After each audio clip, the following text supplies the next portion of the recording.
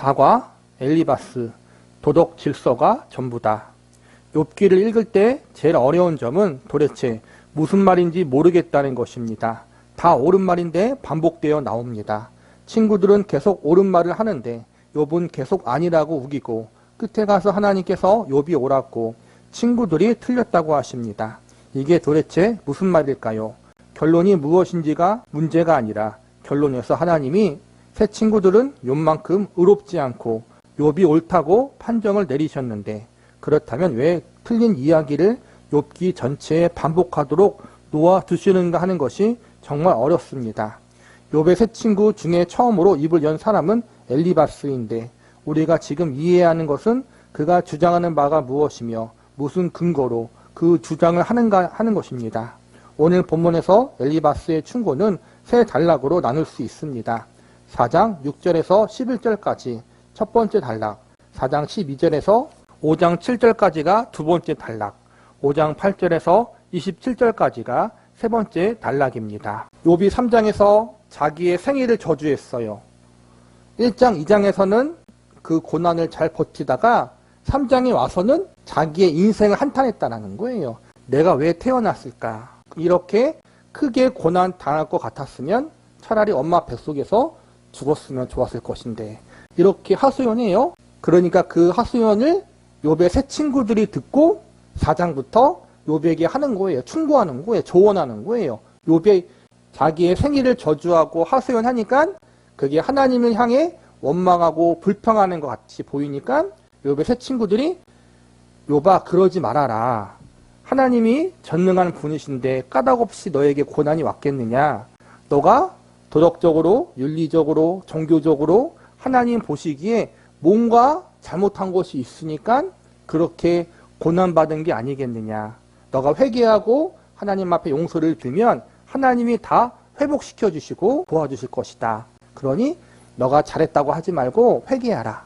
너가 잘못한 것을 빨리 깨달아라. 이렇게 하는 게 욥기 4장부터 38장까지 이어지는 내용이에요. 그런데 그 중간중간 욥이 친구들의 말에 아니다. 나는 정말로 하나님 앞에 잘못한 게 없다. 큰 고난을 당할 만큼의 잘못을 한 것이 없다. 나는 억울하다. 이렇게 주고받고 하는 이야기가 4장부터 38장까지 있는 거예요. 그리고 39장부터 이제 하나님이 이야기하시는 거고 거기서 맨 첫 번째로 욥의 불평을 듣고 엘리바스라는 친구가 조언을 하는데 어떠한 조언을 하느냐. 도덕적 윤리적인 기준에서 조언을 하고 충고한다라는 거예요. 하나님은 완전하시고 정의로우시고 공의로우시고 도덕적 윤리적으로 흠이 없는 분이신데 너가 이렇게 고난 당하는 것은 그 하나님 앞에 무언가 잘못한 것이 있기 때문이다. 그러니 그 잘못을 빨리 찾아내서 회개하라. 그러면 하나님이 회복시켜 주실 것이다. 이 이야기를 하는 거예요. 볼게요. 견고한 도덕 질서. 첫 번째 단락인 4장 6절에서 11절까지는 하나님의 통치 아래에 있는 도덕 질서의 견고함을 말하고 있습니다. 6절에 보면 내 경외함이 내 자랑이 아니냐. 내 소망이 내 온전한 길이 아니냐 생각하여 보라. 죄 없이 망한 자가 누구인가. 정직한 자의 끊어짐이 어디 있는가라고 합니다. 도덕 질서가 하나님이 통치하시는 이 세상에 가장 견고한 질서라는 말입니다. 악하게 굴면 벌받고 선하게 굴면 복을 받는 것이 이 세상을 통치하시는 하나님의 통치에서 가장 견고한 질서라고 이야기합니다. 8절에서는 악을 밭갈고 독을 뿌리는 자는 그대로 거두나니라고 하여 도덕 질서를 농사 짓는 일에다가 취연해서 씁니다. 세상의 자연 질서를 봐라. 심는 대로 거두지 않느냐. 도덕 질서도 그렇게 심는 대로 거두는 것이다. 그러니 착한 일을 하고 악한 일을 하지 말라는 이야기입니다. 이처럼 이 친구의 주장은 인과응보입니다. 인과응보는 보응의 원리라고 줄여서 말할 수 있습니다. 심는 대로 거두듯이 열심히 한 만큼 거두듯 도덕 질서가 그렇게 견고한 하나님의 통치와 질서로 세상에 서 있다는 것입니다. 그러니 씨를 뿌리고 농사를 짓듯이 선한 일을 행하고 하나님께 순종하라고 합니다. 그래서 그 뒤에 구절을 보면 사자의 우는 소리와 젊은 사자의 소리가 그치고 어린 사자의 이가 부러지며 사자는 사냥한 것이 없어 죽어가고 암사자의 새끼는 흩어지니라고 되어 있습니다.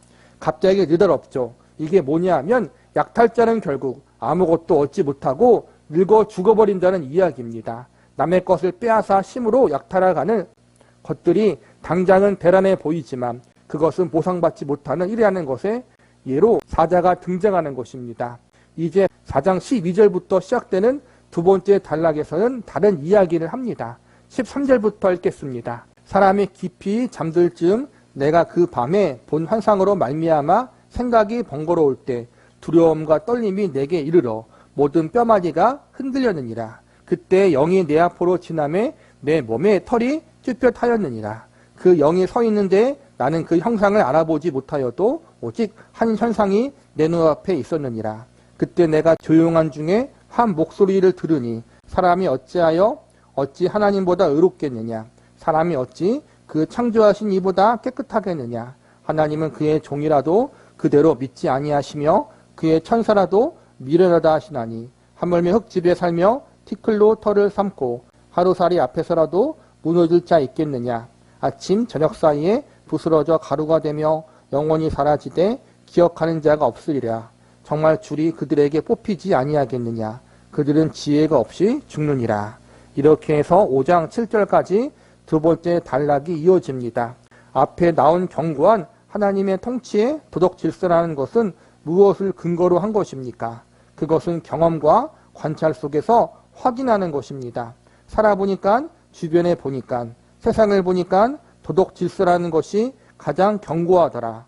관찰하고 경험한 데서부터 나오는 것입니다.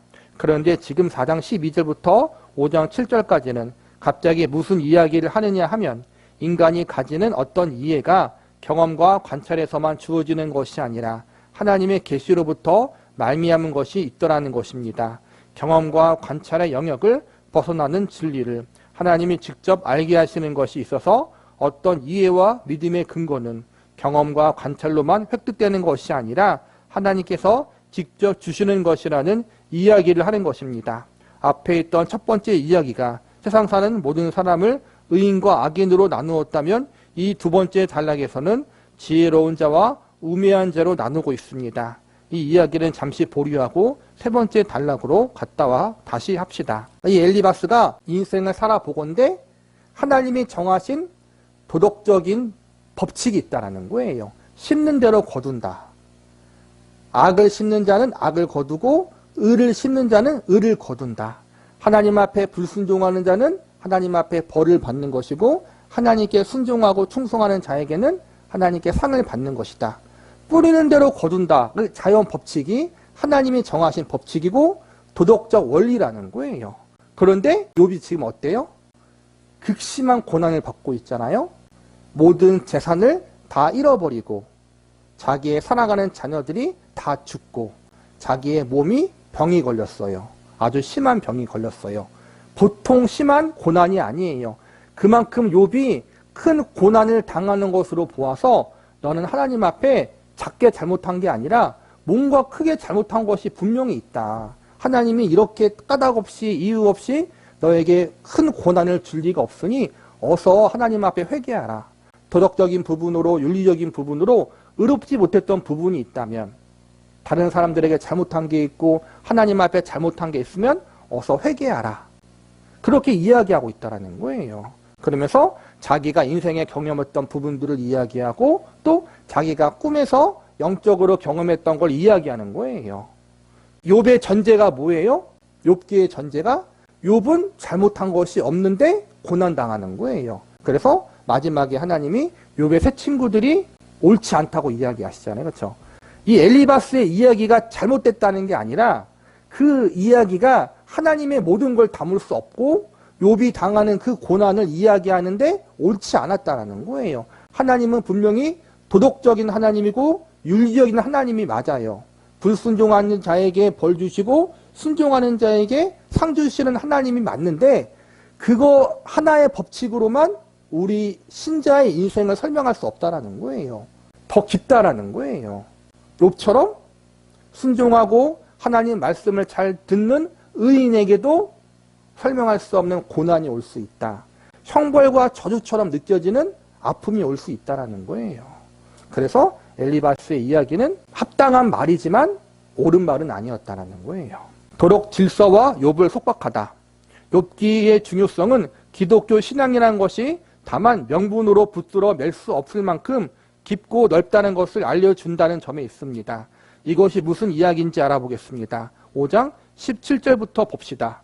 볼지어다 하나님께 징계받은 자에게 복이 있나니 그런즉 너는 전능자의 징계를 없이 여기지 말지니라. 하나님은 아프시게 하시다가 싸매시며 상하게 하시다가 그의 손으로 고치시나니 6가지 환난에서 너를 구원하시며 7가지 환난이라도 그 재앙이 내게 미치지 않게 하시며 기근 때의 죽음에서 전쟁 때의 칼의 위협에서 너를 구원하실 터인즉. 앞에서 엘리바스는 내가 다 아는 것은 아니다. 내가 세상을 다 알고 인생을 다 아는 것은 아니다. 그러나 이 견고한 도덕 질서라는 것이 하나님의 통치의 가장 중요한 방법이고 또 우리 모두에게 직접 찾아오셔서 우리를 만나주시는 하나님이 하나님으로서 우리에게 준 이 질서보다 더 큰 것은 없어 보인다고 했습니다. 그리고 이제 그러니 지금 내가 당하는 어려움에 대하여 빨리 하나님 앞에 회개하고 은혜를 구하는 자세로 돌아오라. 하나님이 내가 잘못하지 않았는데 벌을 주었겠느냐. 내가 무엇을 잘못했는지 모른다 할지라도 지금이라도 하나님의 은혜를 구하고 하나님의 통치에 순종하는 자세를 취하는 것만이 내가 살 길이다라고 하여 돌아오라고 하는 것입니다. 앞에 있던 이야기로 욥을 몰아가고 있습니다. 4장 12절에서 5장 7절까지 가운데 낀 이 두 번째 단락의 중요성이 욥기를 이렇게 길게 만들고 있습니다. 뒤로 가면 욥은 계속 이들이 이야기하고 충고하는 도덕 질서로는 자기가 겪고 있는 이 현실을 이해할 수 없다고 주장합니다. 그런데 욥의 친구들은 욥이 거기를 벗어났고 만약 그 결론을 믿지 않는다면 무언가 잘못하고 있는 것이라고 역시 계속 주장합니다. 이 싸움이 욥기의 가장 중요한 부분입니다. 여러분, 제가 평생 아팠지만 이제 더 아파 보니까 제가 섭섭한 게 정답을 말하는 사람이라고 말씀드린 적이 있습니다. 목사님, 왜 그렇게 아프세요? 나도 몰라요. 이상하게 환절기가 되면 아파요. 나 이 대답에 이렇게 말하는 사람이 제일 미웠습니다. 욥의 새 친구 옆에 있는 사람입니다. 그건 면역력이 약해서 그래요. 이 말은 맞는 말인데 아무 도움이 안 되는 말입니다. 아무 도움이 안 된다는 것을 기억해 주십시오. 내가 아픈데 그렇게 이야기한다고 해결되지 않습니다. 그런데 그 답을 하는 사람에게는 그것밖에 할 이야기가 없습니다. 자기는 안 아프니까 말을 끝내려면 그렇게 이야기할 수밖에 없는데 그 말을 듣는 사람은 그렇게 넘어갈 수 없습니다. 차라리 이 말이 더 낫습니다. 목사님 얼마나 아프세요? 고통스러우시겠어요. 이제 그 싸움입니다. 욥기를 다시 한번 이 맥락에서 보십시오. 새 친구가 하는 말이 틀렸다고 이야기할 수 없는데 그렇다고 그들이 옳은 것도 없습니다. 욥과 관련해서는 말입니다. 욥기의 시작이 어떻게 되었는지 기억해 보십시오. 처음부터 욥은 보응의 원리를 벗어난 자로 구성되어 있습니다. 그가 잘못한 것이 없는 사람으로 설정되어 등장한단 말입니다. 친구들이 와서 욥에게 도덕 질서로 답을 하려고 보니까 욥이 자기는 잘못한 것이 없다고 우기는 것까지 잘못이라고 꼬집어야 되는 것입니다. 그런데 욥에게 그 이야기가 안 맞다라는 것입니다. 그래서 욥이 어떻게 하자고 답합니까? 하나님을 만나자. 하나님을 만나야겠다는 것이 중요한 답이 됩니다. 그래서 친구들에게는 여전히 도덕 질서가 전부고 욥이 이 도덕 질서를 만드는 이가 있다는 대로 나아가게 된다는 것입니다. 법이나 질서나 명분이 최종 권위가 되면 꼭 상처를 줍니다. 그것이 사람을 위해서 주어졌다는 것을 평생 잊지 않아야 합니다. 이것이 솔로몬의 지혜입니다. 솔로몬이 왕이 되자 하나님 앞에 이 기도를 합니다. 하나님, 제가 백성 앞에 출입해야 하는데 지혜가 없으니 지혜를 주십시오. 솔로몬이 하나님께 칭찬받습니다. 그의 지혜가 얼마나 뛰어났느냐 하면 하나님의 솔로몬에게 지혜를 주었다는 것이 어떤 것이냐 하는 것은 그 후에 누가 진짜 생모인지를 가리는 판단에서 드러납니다. 그런데 그 판단이 무엇에 대한 판단입니까? 솔로몬이 하나님께 지혜를 구할 때 이렇게 기도합니다. 주는 이제 내게 지혜와 지식을 주사 이 백성 앞에 출입하게 하옵소서. 왕이 백성 앞에 출입한다는 것은 그가 백성 앞에서 그 판단을 보이는 것을 말합니다. 어떤 것이 옳은 길인지 틀린 길인지를 보이는 대표자로서 그가 왕직을 맡고 있는데 여기서 판단을 보이는 것은 이러한 사법적이고 형법적인 재판을 떠나서 하나님의 뜻을 아는 것을 말합니다. 한 아이를 놓고 그 아이의 생모와 가짜 엄마가 서로 자신의 아이라 우기자 솔로몬이 어떻게 하라고 합니까? 반을 자르라고 합니다. 그래서 누가 애를 태웠습니까? 애를 살려야 하니까 생모가 내줬습니다. 그것이 솔로몬이 받은 지혜입니다. 생명을 다스리고 생명을 보호하기 위하여 율법과 도덕과 양심을 줬다는 말입니다. 그런데 보통은 그것을 가지고 사람을 잡는 데 씁니다. 양심과 법과 도덕으로 사람을 잡습니다. 그렇지 않습니까? 그것으로 사람을 살리지 못합니다. 사람을 살리는 것은 그것보다 더 나아가는 것입니다. 법을 준 하나님, 도덕을 준 하나님이 생명을 주어 생명을 보존하시고 복 주시기 위하여 질서를 주었다는 사실을 욥의 친구들은 놓치고 있는 것입니다. 도덕 안에, 율법 안에, 논리 안에 사람을 가두려고 합니다. 그런데 욥은 이 고난으로 말미암아 그것에서 벗어나게 됩니다. 스스로 원했거나 스스로 연구해서 벗어나는 것이 아니라 자신의 현실이기 때문에 그렇게 된 것입니다. 박여선 목사님이 많이 몸이 아픈가 봐요. 몸이 좋지 못해요. 또 수면 장애가 있어서 가끔 수면제도 먹고 몸도 안 좋고 수면제도 먹고 그러니까 교인들이 걱정돼서 매일 물어보나 봐요. 요즘 잠을 잘 주무십니까? 몸은 또 어떻습니까? 그러면은 잠도 못 자고 아파요 하면은 성도들이 아이고 면역력이 약하고 뭐가 약하고 뭐가 안 좋으니까 이것 좀 드시고 저것 좀 하시오. 그렇게 말하는 게 상처받는다라는 거예요. 안 되는 걸 어떡하냐라는 거예요. 욥의 친구들도 마찬가지라는 거예요. 욥의 입장에서 고난을 당하는 것이 아니니까 옆에서 훈계질을 잘한다는 거예요. 욥은 분명히 그의 잘못으로 인한 고난이 아닌데 자꾸 욥의 친구들은 특히 엘리바스는 도덕적인 기준으로 욥을 판단하고 정죄하고 있었다라는 거예요. 도덕적인 윤리적인 기준은 또 하나님이 주신 법은 사람을 살리는 데 써야 되는데 이 친구들은 사람을 정죄하고 판단하는 데 쓰고 있다. 그래서 욥이 큰 상처를 받았고 그래서 욥이 어떠한 자리에 가느냐 하면 너무나 억울하다라는 거예요. 내 마음을 알아줄 리가 아무도 없다. 그래서 나는 하나님을 만나야겠다. 그 자리에까지 가게 된다라는 거예요. 가장 친한 친구들조차도 가장 사랑하는 아내조차도 자기의 마음과 자기가 당한 이 현실을 알아주지 못하니까 이 모든 것을 주관하시는 그 하나님을 만나야겠다. 그 자리에 가도록 하나님이 이끄신다는 거예요. 임무보다 큰 인생. 예전에 우리 한국교회가 한참 전도에 열심을 낼 때에는 모든 사람을 예수를 믿는 사람과 믿지 않는 사람으로 밖에는 분류할 줄 몰랐습니다. 믿는 사람과 믿지 않는 사람. 이렇게 두 종류로 말입니다. 믿는 사람은 안 믿는 사람에게 전도하여 믿게 하는 것을 유일한 사명이요. 존재 이유로 삼았습니다.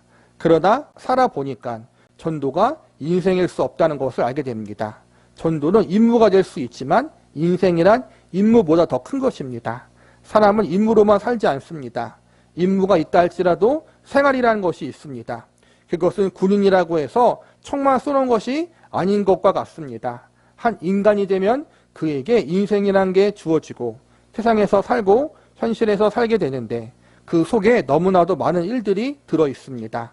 여기서 말하는 많은 일들이란 생각하게 하며 헌신하게 하며 고민하게 하며 짐을 지게 하며 당황하게 하며 막막하게 하는 것들입니다.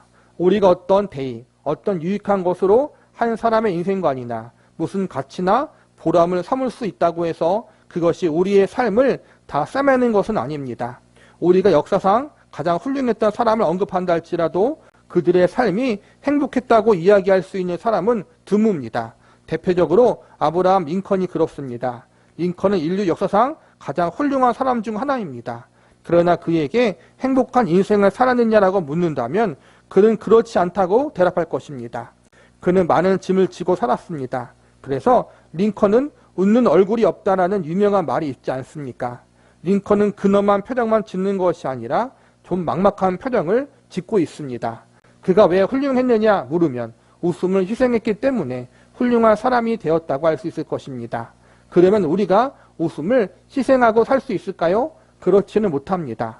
우리는 할 수 없습니다. 인생이란 그렇게 간단하지 않습니다. 그래서 누군가에게 링컨은 그랬는데 넌 왜 그렇게 못하느냐라고 할 수 없는 것입니다. 여러분, 인생을 살면서 제일 답답한 것은 왜 훌륭하지 않느냐고 화를 내는 것입니다. 훌륭함은 특별한 사람의 것입니다.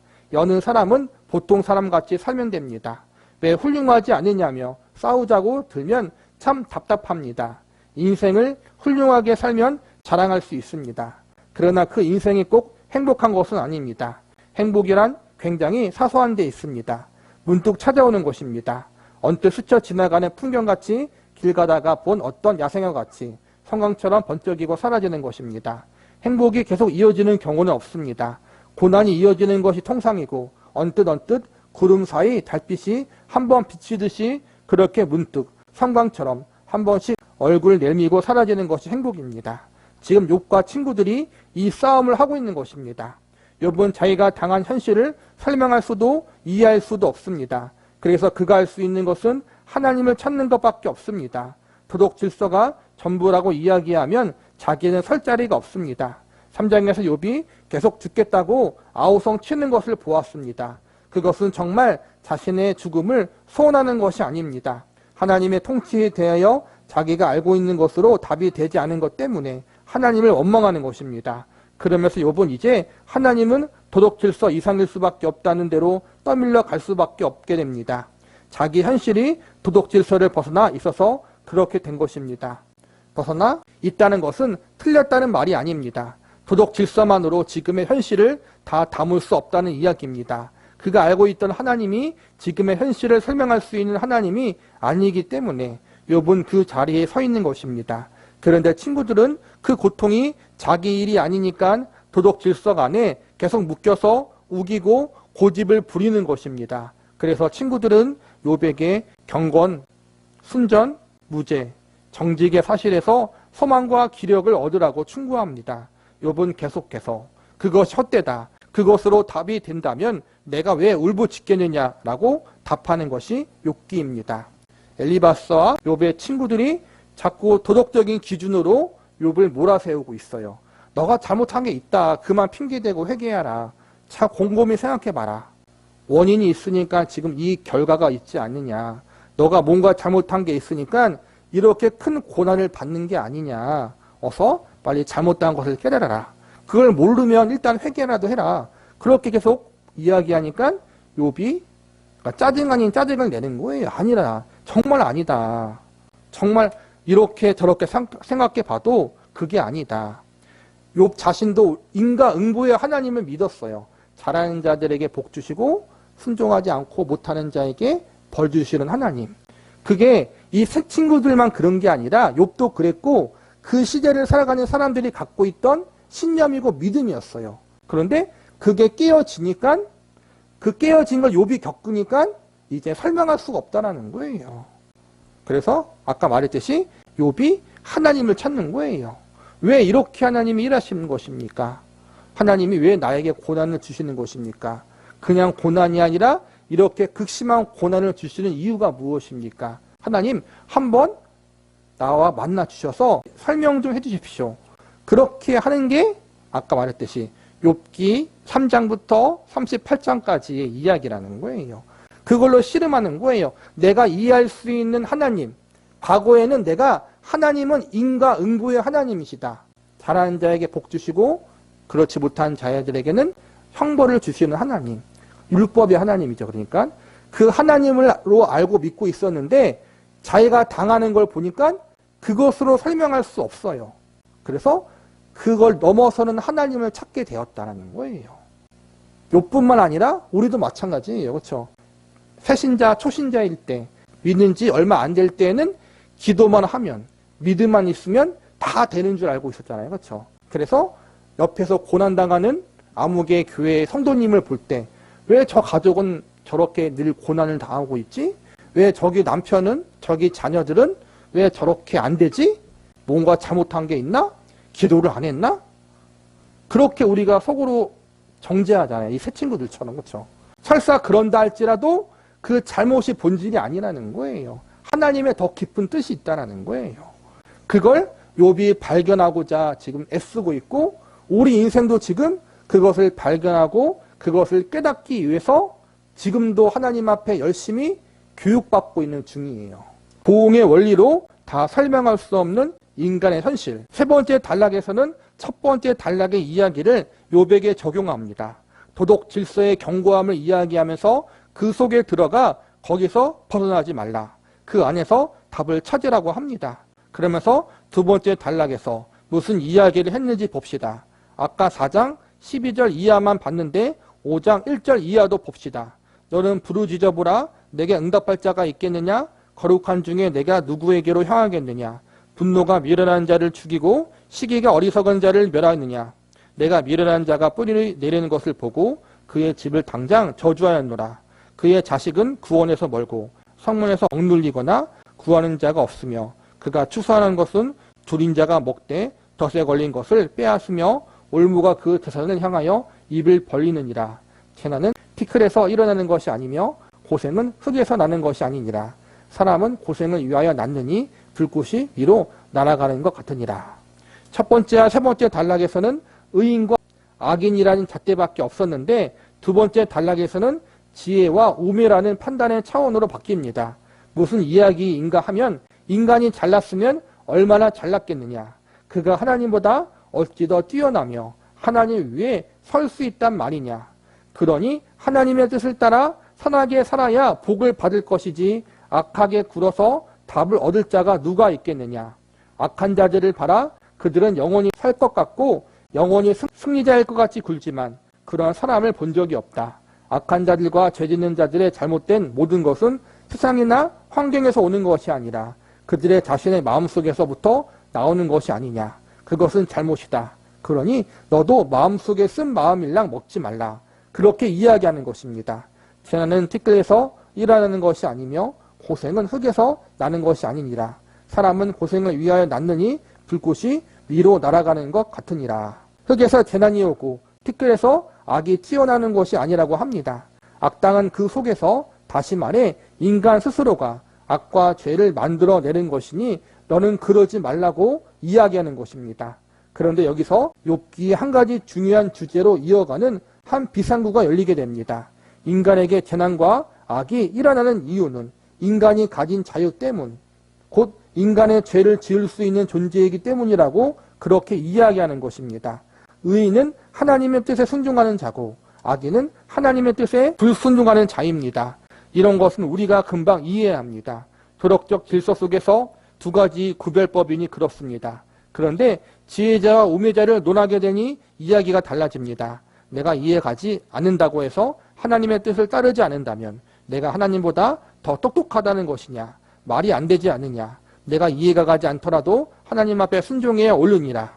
이렇게 두 번째 단락이 이어오는데 그렇게 이야기를 하다 보니까 결국 재난을 초래하고 악한 일을 하게 되는 것은 사람이 가진 선택권 때문이요 자유 때문이 아니냐 하는 출구를 하나 열어놓은 꼴이 된 것입니다. 그렇게 되면 이런 문제가 발생합니다. 하나님의 통치 아래서 모든 인간의 경험이 본인의 순종 여부에 달려있는 문제가 됩니다. 그래서 그 순종하고 순종하지 않는 일을 하나님이 견고한 도덕 질서를 주신 것 같이 왜 꽉 붙들어 선택의 의지 없이 통치하지 않고 열어놓았느냐 하는 싸움이 되는 것입니다. 착하게 살면 복을 받고 악하게 살면 벌을 받는 보응 원리라는 대원칙 속에 우리가 있지만 살아보면 꼭 그렇지 않습니다. 현실에서는 착해야 하는 것이 아니라 악착 같아야 합니다. 착한 것과 악착 같은 것은 다릅니다. 그런데 요즘은 악착 같은 것을 착하다고 합니다. 우리가 다 알지 않습니까? 착한 것은 안 돼. 현실을 살려면 착한 것은 죄야. 그것을 왜 하나님이 열어놓으실까요? 이게 욥이 묻는 질문의 중요한 단서가 됩니다. 우리 모두가 이 성경이 제시하는 의문에 자신을 비추어 다음을 준비해야 합니다. 여러분은 대부분 이렇게 살지 않습니까? 뭐가 뭔지 잘 모르겠지만 그냥 이렇게 살다가 죽어서만은 천국 가는 것으로 하고 도망은 못 가겠고 완전히 황복되지 않으니까 그냥 이 정도면 됐지. 어떻게 하라고? 푸념아는 이렇게 애매한 자리에 있을 것입니다. 이런 것을 속 시원하게 해결할 수 있을까요? 할 수 있을지도 모릅니다. 욥기가 성경에 있으니 말입니다. 욥기의 주인공은 새 친구가 아니라 욥이니까 말입니다. 욥은 지금 하나님의 견고한 도덕 질서에 대해 불만을 표시하고 그것으로 답이 되지 않는다고 아우성치는 사람입니다. 우리가 알고 있듯이 하나님은 욥이 옳았고 욥이 새 친구를 위해 기도해야만 한다고 했습니다. 그런 생각이 들지 않습니까? 성경이 이런 일도 다루다니. 그렇다면 혹시 우리에게 희망이 있을지 모릅니다. 여기서 말하는 우리는 속 깊은 사람을 칭하는 것입니다. 나는 잘 모르겠다. 나는 하나님께만 그냥 다 맡기고 착하게 살다가 휩쓸렸다고 생각되거나 좀 잘못된 것 같으면 기도했다가 하면서 그냥 그렇게 살자. 이렇게 생각하십니까? 그러나 이렇게 살기에 인간과 인생의 실존에 대하여 좀 더 깊이 생각하고 답을 찾아야 할 만큼 한국 기독교도 자랐다고 생각합니다. 이 시작이 여러분에게 하나님의 문이 되고 포기했던 어떤 답을 찾고 문이 열리는 그런 내용이라고 느끼고 기도하게 되기를 바랍니다. 다 아브라함 링컨 같은 훌륭한 대통령이 될 수 없다는 거예요. 믿음의 조상 아브라함처럼 그가 마지막에 이루었던 그 믿음의 자리까지 가는 게 우리의 목표지만 처음부터 그렇게 될 수 없다. 탈탈 털면 자꾸 우리가 어떠한 잘못을 찾고 부족하고 약한 점을 찾으면 끝도 없다. 그리고 그것에 우리의 약하고 부족한 점을 우리의 약점으로 삼고 그것 때문에 우리가 하나님 앞에 이렇게 고난받고 형벌받는 것이다라고 물고 늘어지면 끝이 없다는 거예요. 하나님은 그렇게 우리의 잘못을 물고 늘어지는 것이 아니라 하나님의 더 깊은 뜻이 있다는 거예요. 우리가 약하니까 우리가 잘못했으니까 벌 주시고 혼내시는 그러한 분이 아니라 그걸 통해서 하나님이 우리에게 한 발 더 앞에 나아가는 성숙의 자리로 이끌기 위해서 내가 알고 있던 답이 전부가 아니라는 사실을 알게 해주시기 위해서 내가 원하는 인생의 답과 결과를 주시는 분이 아니라 하나님이 원하시는 것을 나에게 이루신다는 사실을 우리에게 깨닫게 하기 위해서 더 큰 걸 알게 하기 위해서 하나님이 우리에게 욥과 같은 이유를 다 설명할 수 없는 고난과 환난을 주실 때가 있다는 거예요. 하나님의 백성이라면 다 하나 이상씩 있는 것 같아요. 설명할 수 없는 인생, 부르심의 소명에 대해서 설명할 수 없는 부분도 있고 하나님의 이끄심에 대해서 설명할 수 없는 부분도 있고 내가 다하고 또 내가 고민하는 고질적인 인생의 문제, 영적인 문제에 대해서 다른 사람에게 말할 수 없는 부분들이 있다는 거예요. 말할 수 없는, 납득시킬 수 없는 그런 걸 말하다 보면은 기도하세요. 하나님을 더 의지하세요. 그 답만 주는 거예요. 하나님에 대해서, 믿음에 대해서, 인생에 대해서, 소명에 대해서 고민하고 걱정하고 그러면은 마치 믿음이 없는 것처럼 그렇게 이야기하고 그런 게 누구에게나 있다는 거예요. 우리가 여기서 배울 게 뭐냐면은 그 이상의 것이 다 각자 인생에게 있다.